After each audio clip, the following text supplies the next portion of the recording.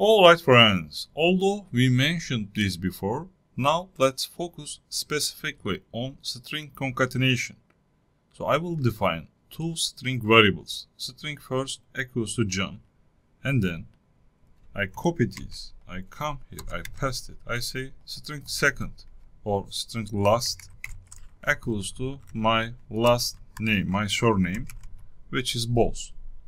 Alright, so if I want to combine them, I can print inside the println function, or I will assign those values to a variable.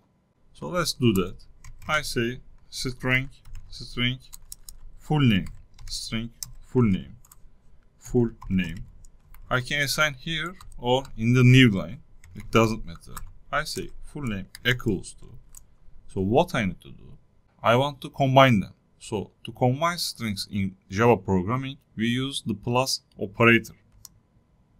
So I come here, I say first, and then between first name and last name, I just give one space. That's why after the plus operator, I open my double quotes, and then I just give one space. After, I need to combine them, so I use plus operator again. So I say second. That's all.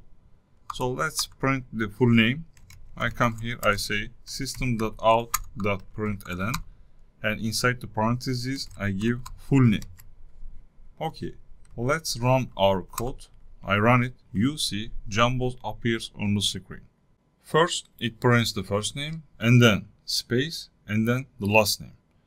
So that's how we concatenate strings and print them to the screen. See you in the next lesson.